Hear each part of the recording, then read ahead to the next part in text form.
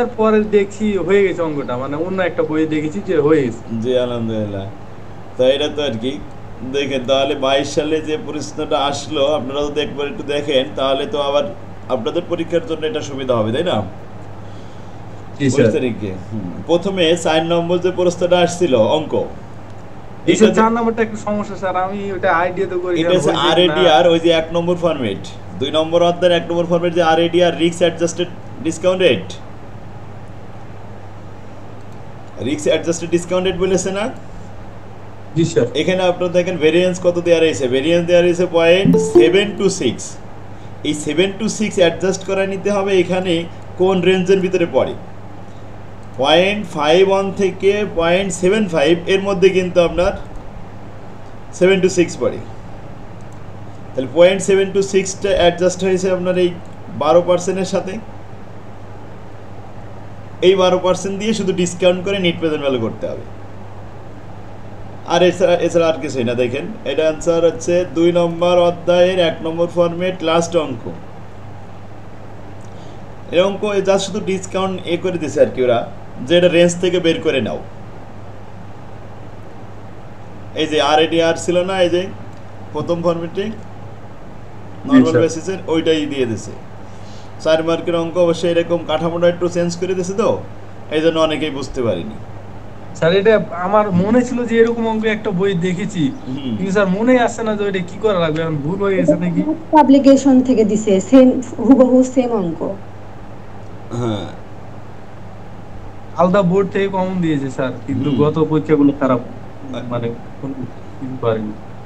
ওই যে আপনার এই যে এই অঙ্কটা, এটা 7 কলেজে দিছিল একবার, 7 কলেজে তো আগে পরীক্ষা হয়ে গেছে।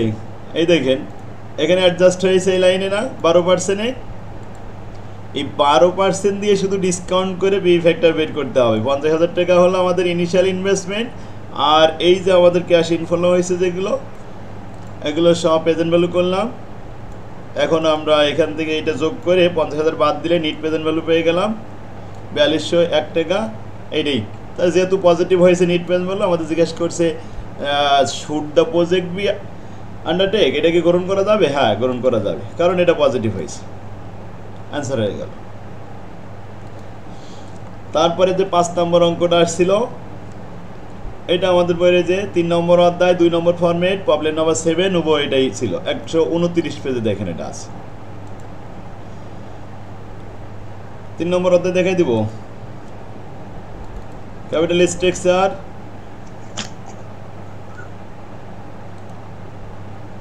2 নম্বর ফরম্যাটে যান, 7 নম্বর প্রবলেম।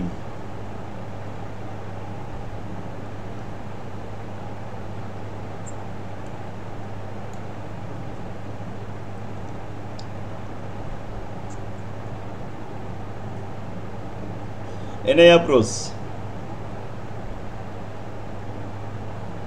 স্যার এত গুরুত্বপূর্ণ সাবজেক্টে একদিন ছুটি দেওয়াতে স্যার পুরো বইটা ভালো করে রিভিশন দিতে পারি নাই। হ্যাঁ এইটাতে ভালো করে একটু দেখবেন তাহলে আরো, এই যাদের পরীক্ষা আছে সামনে এদের জন্য এটা সুবিধা হবে। আলহামদুলিল্লাহ স্যার, হ্যাঁ তা মোটামুটি ভালো হয়েছে এই দেখেন পরীক্ষা। 7 নম্বর প্রবলেমটা, এই 7 নম্বর প্রবলেম এই উভয় একেবারে কোনো চেঞ্জ করেনি। হুম, এটা দিয়ে দিছি, পেজ নাম্বার 129।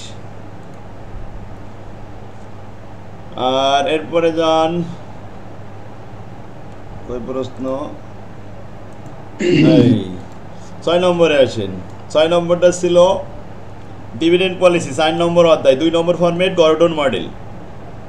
গর্ডন মডেলেই আমাদের প্রবলেম নাম্বার 6, এখানে দিয়ে দিছি আমরা প্রাইস আর্নিং রেশিও 8 টাইম, আর সব ঠিক আছে। আর এখানে প্রশ্ন দিয়েছে পরীক্ষায় 5 টাইম, কি অ্যাজ লাইক না সেম।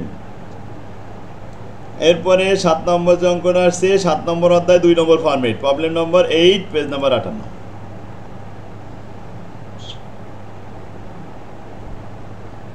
আচ্ছা এরপরে আসেন, এর থিওরি দিয়েছে দেখেন 4টা, 10, 11, 12, 13। 14 নম্বরে যে অঙ্ক দেওয়া হয়েছে ক্যাপিটাল বাজেটিং এর অঙ্ক, অধ্যায় 2 ফরম্যাট 1 প্রবলেম 8।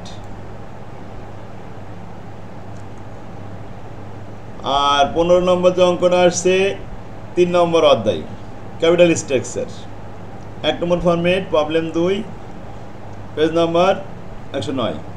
এটা কিন্তু হুবহু ছিল, একবারে কোনো পরিবর্তন করেনি। 15 লাখ টাকা, এটা অনেকবারই আসছে এই প্রশ্নটা পরীক্ষায়। 16 নম্বর অঙ্কটা 7 নম্বর অধ্যায়, ওই যেটা বলছিলেন 1,80,000 টাকা।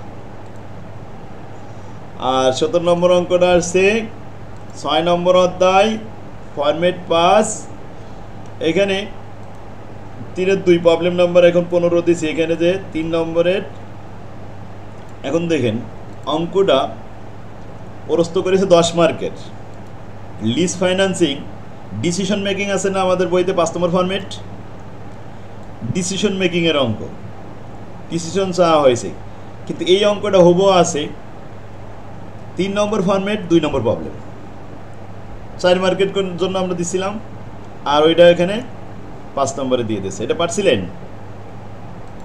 জি স্যার, পেরেছি স্যার।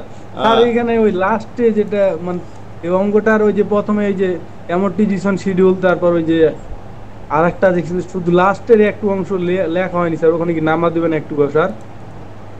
লাস্টেরটা অংশ লেখেননি? না স্যার, এখানে মানে অঙ্কটা 3 ভাগের 2 ভাগ করা হয়েছে স্যার, আর লাস্টের দিকে অঙ্কটা করছিলাম তো স্যার, ওই জন্য হয়নি। আহারে, ডিসিশনটাই তো আমাদের মেন। এখানে আসলে অঙ্ক আমরা যে ক্যালকুলেশনগুলো করি, প্রথমে 3টা স্টেপ, তারপরে বোরো বাইংয়ের 6টা স্টেপ, এগুলো কিন্তু আমাদের কার্যকারী না। আমাদের কাজ তো করতে হবে ডিসিশন, কারণ প্রশ্নটা চাওয়া হয়েছে ডিসিশন দিতে হবে।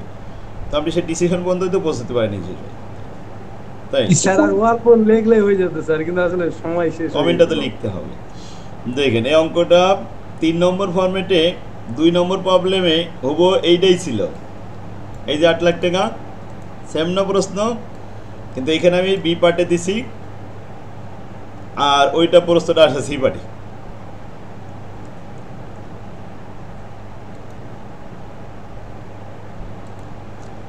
তার মানে এখন 4th ইয়ারের যে পরীক্ষাটা হবে, এই প্রশ্ন যদি এরকমই আসে তাহলে কেমন পাবেন আপনারা মনে হয়?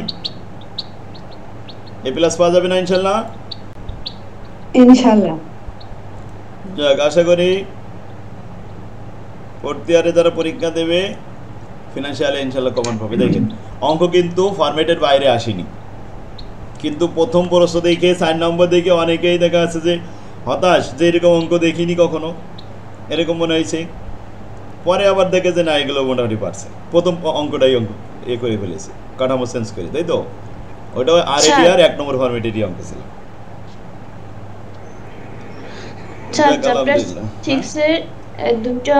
দুটো অঙ্কের একটু প্রশ্নটা একটু বুঝাই দিবেন? 6 নম্বর সেটটা? জি স্যার। হ্যাঁ, আমরা এখনই করব। তাহলে কি ডিসিশন মেকিং এ 5 নম্বর 7 অধ্যায়টা শুরু করবেন নাকি 6 অধ্যায়? না, ওনার এই প্রবলেমটা আগে দেখাই দিই, তারপর 7 শুরু করি। আচ্ছা স্যার।